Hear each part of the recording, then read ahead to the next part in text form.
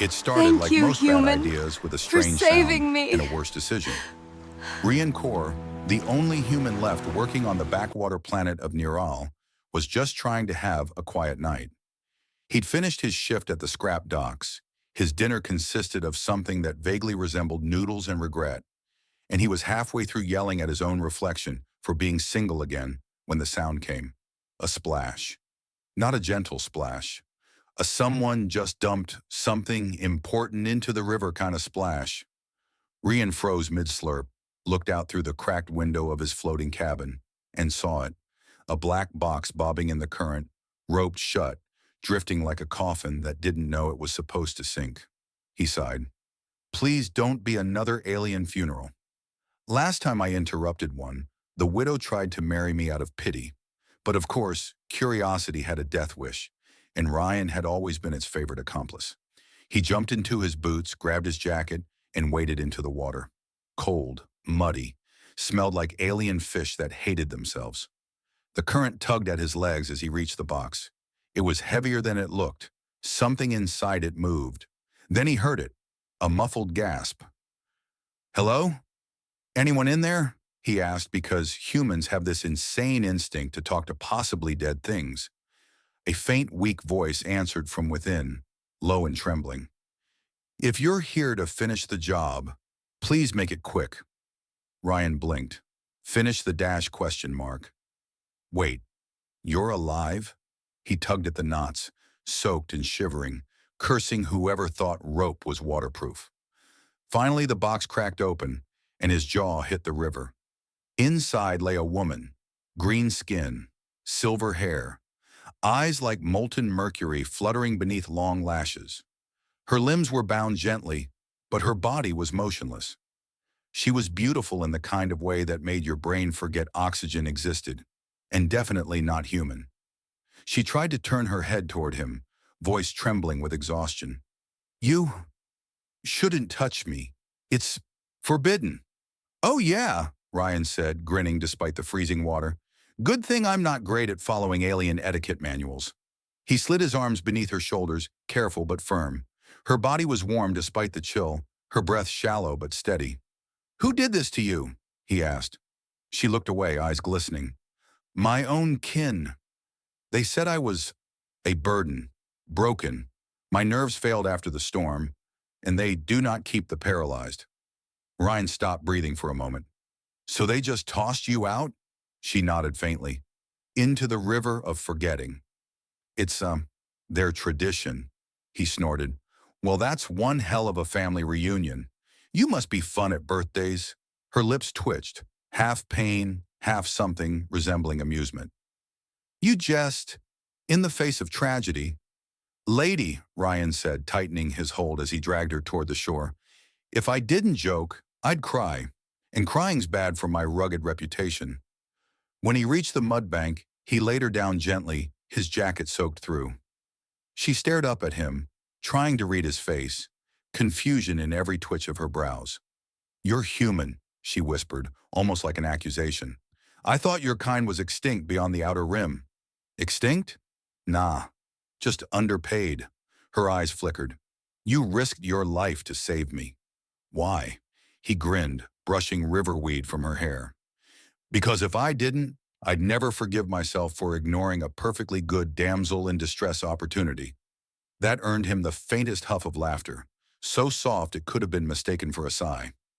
Then, as the moon rose behind them, illuminating her pale gown and the black box half submerged in the current, Ryan realized something. The ropes weren't just binding her. They were pulsing faintly with alien energy, symbols glowing along the fibers like tiny veins of fire. Okay, he murmured, eyes narrowing. That's not normal rope. It's a neural lock, she said weakly. My family sealed my body so I could not move. Or return. Right. So, cutting it might be bad? She gave a slow blink. If you value your limbs, yes. Ryan squatted beside her, rubbing his chin. You're saying if I try to help you, I could blow up, melt, or possibly grow a second head? Possibly all three. He grinned wider. Cool. Been a while since I had a new hobby. She blinked at him again, this time in disbelief. You are either brave or profoundly foolish. I like to think it's both, he said, and began examining the glowing knots like a man who had absolutely no plan but too much confidence. As he leaned over her, the faint warmth of her skin radiated through the air. The scent of something unfamiliar, metallic, sweet, alien, filled his lungs. She looked up at him, silver hair framing her green face like moonlight through leaves. And she said softly, "If you truly intend to free me, you must understand what comes after." "What comes after?" Her lips parted. "In my culture, to touch the bound is to claim them." Ryan paused. "Claim them? Like a rescue fee?" "No," she whispered. "Like a mate." He blinked. Twice. "Ah, so. Just to confirm, helping you makes me, what, your alien husband?" She nodded faintly, voice trembling but serious. "Yes." Ryan stared down at the glowing ropes, then back at her face. "Well," he muttered, "that explains why your family wanted you gone. You all have terrible dating customs," and somewhere in the back of his very human brain, a dangerous thought whispered, "Maybe this river wasn't such a bad place to take a dip after all." When Ryan woke the next morning, he wasn't sure what was more concerning: the faint smell of burnt rope, the shimmer of alien runes carved into the mud, or the fact that a very green, very beautiful woman was lying next to him, wrapped in his jacket, glaring with the kind of sleepy intensity only someone recently accidentally married could muster. He sat up slowly. "Morning, wife?" The alien woman groaned, turning her head just enough to fix him with a look. "Do not use that word so casually, human. On my planet, it carries binding implications." "Yeah," Ryan muttered, rubbing his temples. "So does credit debt. Yet here we are." She blinked. "You joke again." "I panic through humor," he admitted. "It's a survival mechanism." Her name, as he'd learned somewhere between almost dying and drying her off with an old blanket, was Lorena of Valus, which to Ryan sounded like a luxury shampoo brand that would come with a free spaceship. And apparently, according to her people's sacred traditions, the moment he touched her while bound, he invoked a life bond, which by their law was equal parts romantic promise, cosmic contract, and legally binding cosmic stupidity. "So let me get this straight," Ryan said, pacing near the fire. "You were tossed into a river by your family because you were paralyzed, but the second I touched you, I became your husband?" Lorena nodded solemnly. "The bond transfers responsibility. If I live, it is because of your choice. My life is now tied to yours." He stopped pacing. "You say that like it's supposed to sound sexy." "It's not," she replied. "It's a curse." "Oh," he paused. "Still kind of sexy, though." Her glare could have melted steel. "You find this amusing?" "I find everything that terrifies me amusing," Ryan said, tossing a stick into the fire. "Otherwise, I'd be screaming." She exhaled sharply through her nose, a sound halfway between irritation and reluctant amusement. "You humans are strange." "Strange?" "I'm the one who rescued a paralyzed alien from a river and got drafted into an interspecies marriage by accident." She tilted her head, curious. "You regret it?" He hesitated. Her tone wasn't angry. It was quiet, like she actually wanted to know. And for the first time since his disastrous ex on Mars Station 3, Ryan realized he didn't know what to say. "I don't know yet," he said honestly. "Depends on what kind of wife you plan to be." Her eyes narrowed. "I can neither walk nor cook. I also may have inherited a family feud that would kill you by sunset." He smirked. "Ah, so, high maintenance." Her lips parted in surprise, and for a moment she actually laughed, a sound that echoed like water over glass. "I have not laughed since before the storm," she whispered, looking down at her bound hands. Something in Ryan's chest softened. "Guess I'm doing something right then." She gave a small nod. "You are oddly tolerable." "For a human," he grinned. "Careful. That's basically foreplay on my planet." Lorena's expression went blank. "You speak of play before war?" "Depends on the kind of war," he said with a wink. "Sometimes battles are fought horizontally." She blinked. Twice. "Your people are very blunt." You should see us when we flirt. Her lips twitched again, almost a smile, but then her body stiffened suddenly, a flicker of pain passing through her silver eyes. The ropes around her wrists glowed faintly, pulsing. Ryan dropped to her side instantly. Hey, what's happening? The neural lock, she gasped. It resists the bond. My family bound me not just to paralyze me, but to erase my bloodline. The bond you made with me, it's fighting it. Ryan frowned. So what you're saying is, the magic marriage bracelet your family tied you with is currently trying to kill my new wife. Yes. Great. I love my mornings with drama. He looked over the glowing rope, its runes sizzling like angry wasps. Okay, so if I can't untie it and can't break it, what happens if I kiss it? She froze. What? Kiss it, he said casually.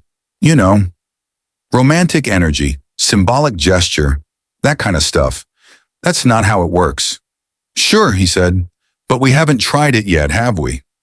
Before she could protest, Ryan leaned down and pressed his lips gently against the rope's knot at her wrist. The reaction was instant.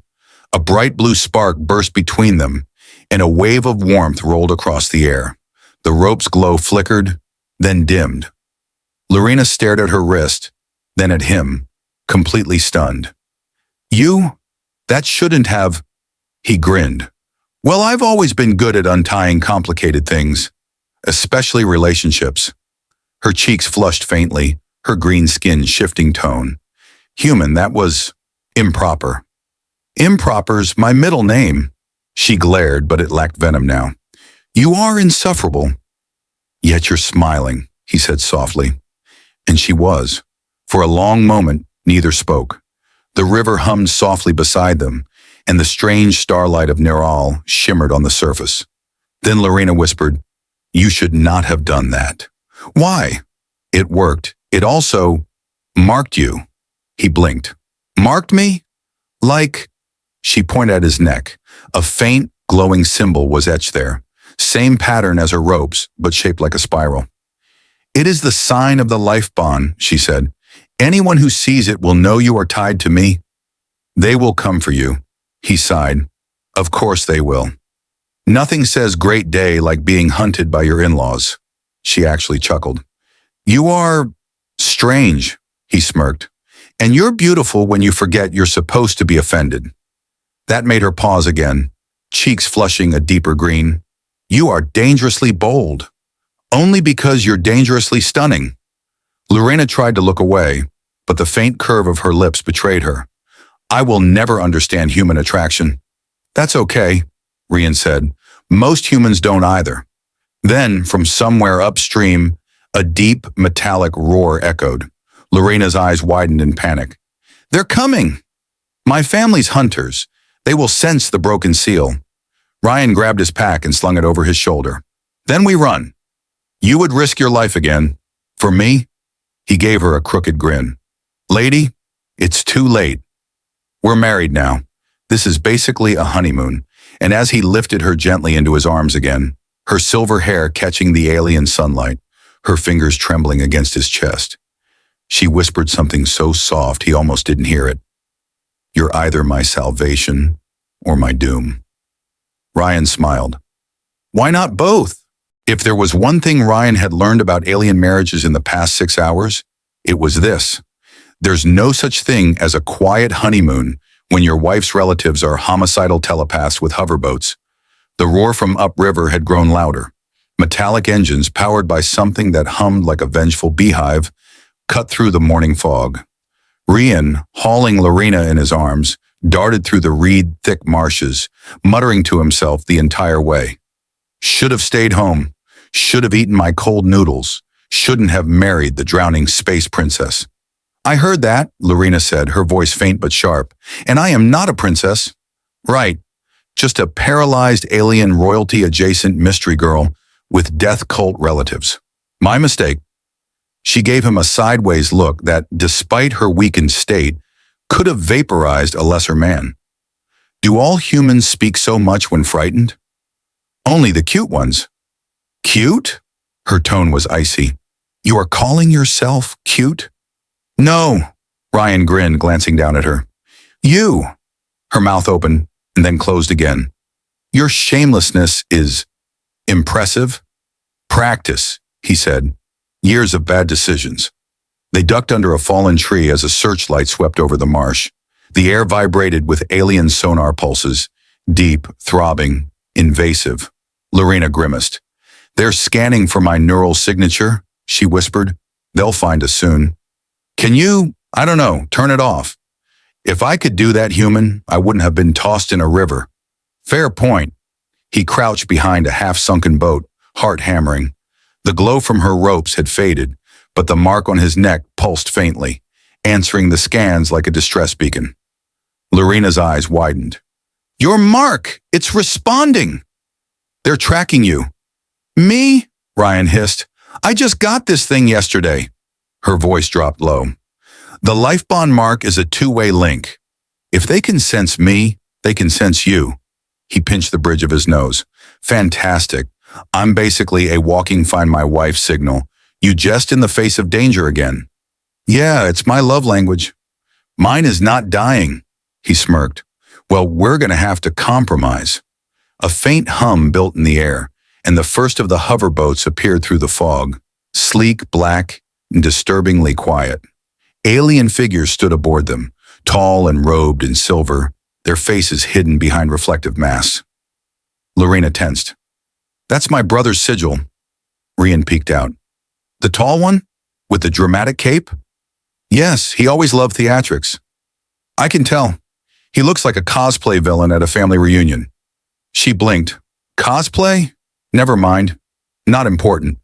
One of the masked figures raised a staff, and a booming voice echoed across the marsh. Lorena of Valus. Your trial is complete. Your bloodline is severed. Return the bond to the river, or perish with your human pet. Ryan muttered. Pet? Excuse me. I'm at least an emotional support animal. Lorena's voice dropped to a whisper. If they destroy you, the bond collapses.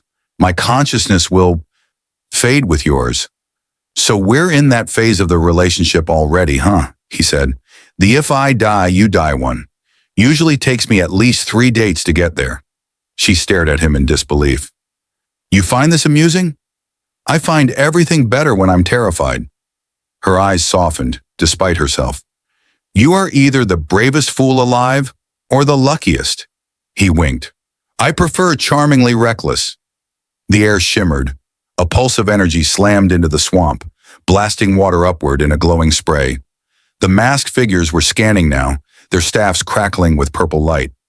Ryan's brain raced. He had no weapon, no armor, just mud, a sarcastic attitude, and a woman glowing faintly with forbidden energy. Okay, he whispered, we need a plan. Run? Try that. Hide? Done that. She tilted her head. Seduce them? He stared at her. I love that your brain even went there. I meant distract them, she hissed. Oh, he grinned. Right. Sure. Let's go with that. She rolled her eyes. You're impossible. Flatterer. The sound of water churned closer. One of the boats stopped directly above their hiding spot. A voice shouted in alien tongue. Ryan didn't understand it, but the tone screamed authority mixed with arrogance. Then came the hiss of a weapon charging. Lorena gasped. They're preparing to discharge a vapor lance. It will boil the water. Ryan grabbed her hand. Okay, crazy idea. Your ideas are always crazy. Yeah, but this one involves kissing. What? Just trust me. Human. Before she could protest, he pulled her close and pressed his lips to hers. For one instant, the entire world stopped. The life bond mark on his neck flared white hot. Her body arched slightly, the ropes glowing brilliant blue, then dissolving into a mist that evaporated into the air. And just like that, her paralysis broke. Lorena gasped, clutching his shirt as her legs twitched. First movement in months. You freed me. Yeah, he said breathlessly. Pretty good kiss, huh? She blinked, stunned, as energy crackled through her fingers. You have no idea what you've done. Story of my life. The air around them pulsed again, but this time, from her. Her eyes blazed silver, hair floating upward as power surged from her hands. The swamp rippled with a shock wave, knocking the hoverboats back. The masked aliens shouted, shields flickering, as a glowing field erupted around her and Ryan. Lorena's voice turned low and dangerous. They wanted the bond broken. Now they will feel it. Babe, Ryan said, ducking as lightning arced over his head. I support the dramatic revenge thing, but maybe let's not fry me in the process? She turned to him slowly, her gaze softening again. You call me babe? He froze. Oh, slip of the tongue. She tilted her head, curious. On your world, is that a mating title? More like affectionate teasing. Her smile, slow, small, wicked, was the first real one he'd seen.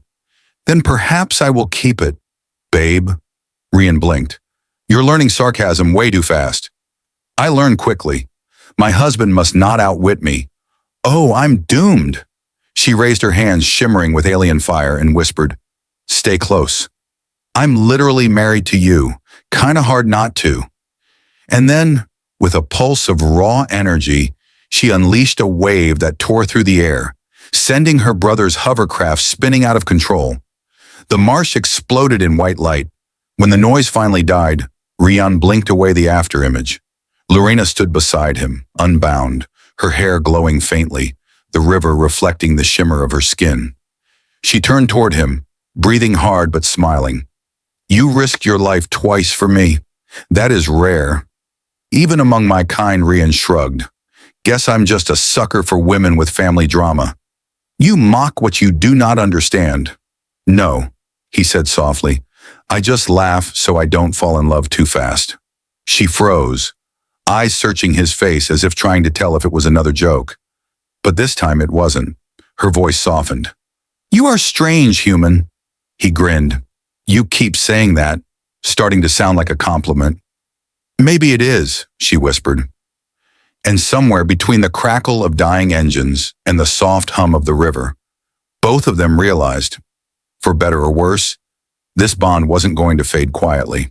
There are few things in the galaxy more awkward than an accidental marriage, but being on the run from your new wife's homicidal relatives while camping in a swamp with no food, no ship, and too much romantic tension, that was next-level awkward. Ryan and Lorena had found temporary shelter in the ruins of an old cargo pod, half buried near the riverbank. The flickering blue light of a small plasma torch served as their only fire. He sat cross-legged, wringing the mud out of his jacket. She sat a few feet away, legs finally moving again, eyes fixed on him with that same unreadable mix of curiosity and suspicion. She broke the silence first. You snore. Ryan blinked. What? You snore when you sleep, she said flatly.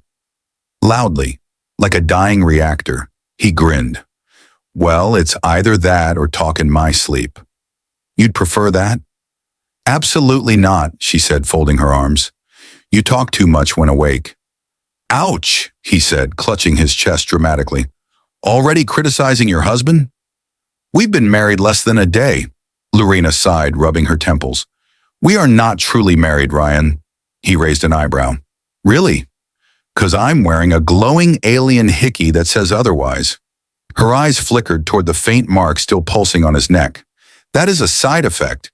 It will fade, eventually, define eventually. She hesitated. When one of us dies. Wow, he said dryly. So romantic. You humans and your obsession with sentimentality, she muttered. You treat bonds as emotional attachments. He leaned forward, chin resting on his hand. And what do you treat them as? She paused, considering. A necessity, a biological function, a transaction. Transaction, huh? He said with a smirk. So what's my payment? A kiss every time I save your life? Her cheeks darkened, a faint emerald blush. Your arrogance knows no limit. I take that as a compliment, he said, grinning. It wasn't meant as one. Still counts. The silence between them grew softer after that, less tense, more aware. Ryan leaned back against the metal wall, watching her quietly as she examined the river beyond their shelter. Her legs trembled slightly as she tried to stand, gripping a rusted beam for balance. He moved instinctively to help, but she waved him off. I can manage. I know, he said, But I also know that pretending not to need help is exhausting. She glared at him, but there was no real heat in it. You are insufferably perceptive. Part of my charm. Your charm will get you killed. He smiled. Only if you stop saving me. Lorena looked away, the corners of her lips twitching just slightly. You assume I would. Ryan didn't answer. He just smiled wider. A few minutes later, she was sitting beside him again, arms wrapped loosely around her knees. Her hair, silver-streaked with faint blue light, fell across her face. Ryan found himself watching her a little too long. Finally, she noticed. What? She asked, voice soft. He shrugged. Just trying to figure you out. Figure me out? Yeah, you're complicated. Her brow furrowed. Complicated? He nodded. You talk like a diplomat, fight like a soldier, and pout like someone who's not used to losing arguments.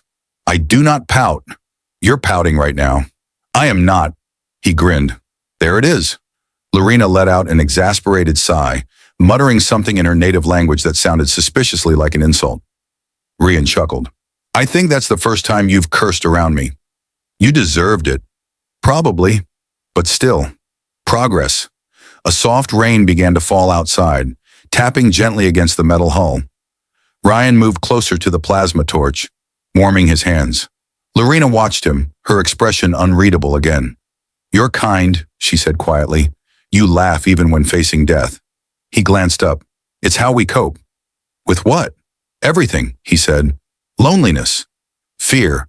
The fact that the galaxy's too big and too weird for one person to matter. She tilted her head. You matter to me. The words slipped out so simply, so casually, that it took both of them a second to realize what she'd said. Her eyes widened slightly, as if she hadn't meant to speak that truth aloud. Ryan blinked, heartbeat quickening. Forget I said that, she muttered quickly, looking away. It was the life bond talking. He smiled faintly. Sure it was. She turned sharply toward him. Do not misinterpret it. Oh, too late, he teased. Already writing our vows. Her lips parted, somewhere between outrage and embarrassment. You truly are insufferable. He leaned closer. And yet you keep not killing me. Tempting as it is, she said, a tiny laugh escaping. You are useful. Useful, he repeated. Is that what we're calling affection these days? Her smile flickered, faint but real. Careful, human. You might grow on me. Good, he said softly. That's kind of my thing. Outside, lightning flashed across the swamp. The sky rumbled like a brewing argument, and the glow of alien ships could be seen far in the distance.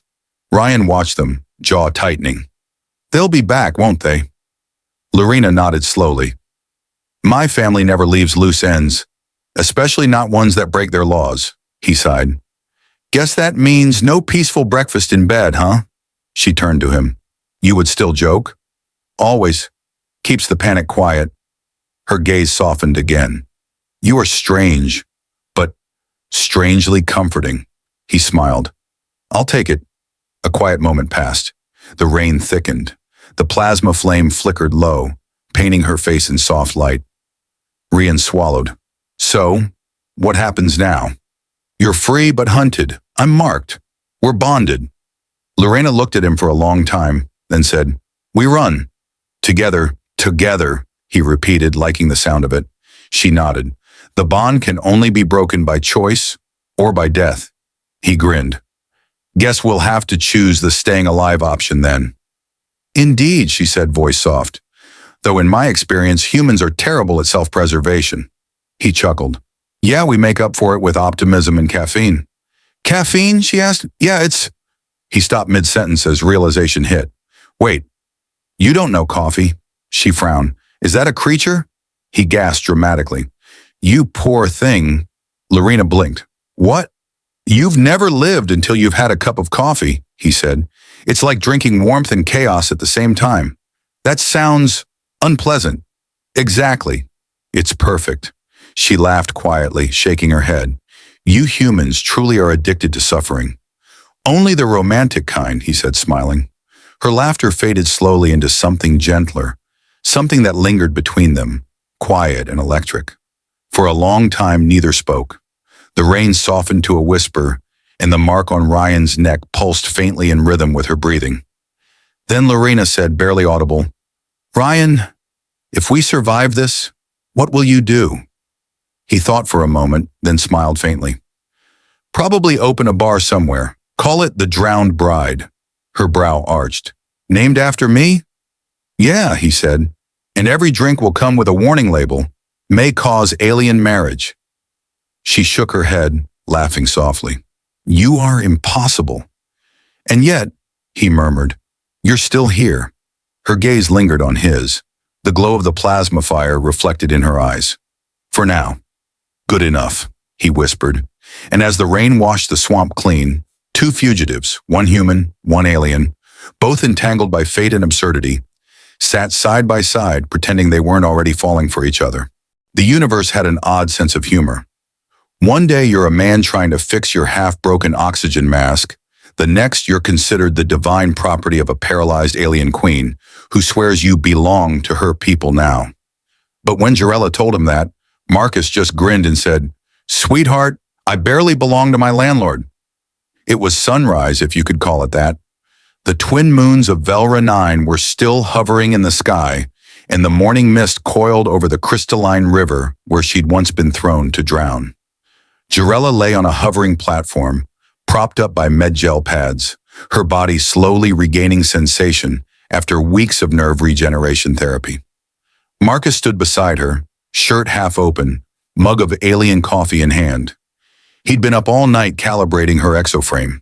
His hands were covered in microcircuit dust, his expression that of a man who'd stopped questioning why his life had turned into a weird blend of space romance, mechanical nursing, and unintentional political upheaval. "Did you dream again?" he asked softly. Jarella blinked her crystalline eyes, shimmering faintly. "Yes, the one where I am whole again, and you keep dropping tools down my gown." He choked on his coffee. "I swear that wrench slipped." A faint smile played on her lips. "Humans have such clumsy hands," he smirked. "Funny you didn't say that when I was fixing your back unit last night." Her voice dipped low, teasing. "Because you were very precise then." He froze, half caught between laughter and blushing. You planned that one, didn't you?" "Perhaps," she said. "It's your fault. You taught me what a double entendre was." Their banter had become legend among the alien medics stationed nearby. They'd whisper about the human who flirts with paralysis or the queen's fixer, depending on who was gossiping. But for Marcus and Jarella, it wasn't just about teasing. Every joke, every blush, every dark quip masked something deeper, an ache neither wanted to name out loud. When he'd first pulled her from that river, she'd been broken in more ways than her body could show. Her family's betrayal, her own people's coldness, the guilt of being useless to her kind. Those wounds ran deeper than any nerve damage. But Marcus never treated her like a symbol of pity or tragedy. He treated her like a person. Sometimes that person was infuriating, sarcastic, and would throw verbal daggers sharper than plasma blades, but always humanly alive. One morning as he adjusted her therapy harness, she asked quietly, "Marcus, why did you save me that day? You could have just watched. Humans rarely intervene in alien affairs." He took a breath. "Because you screamed like someone who didn't deserve it." Her gaze softened. "You didn't even know me." "I didn't need to," he said, then shrugged. "Besides, I'm a sucker for dramatic rescues. Ask my ex-girlfriend. I once jumped into a volcano to save her shoe. That made her laugh, a sound like wind over glass. "Your species is insane," she said fondly. "And yet," he said with a grin, "you keep me around." Weeks passed. Jarella's progress accelerated unnaturally fast. She could now twitch her fingers, lift her arm slightly. Marcus was the only one who didn't celebrate wildly. Instead, he cheered her on with dry humor. "See? Told you you'd be moving again." "I'm not moving, Marcus." "I'm twitching." "Same thing." "You should see my dancing." Her lips quirked. "I think I'd like that." He blinked, then smiled. "Careful.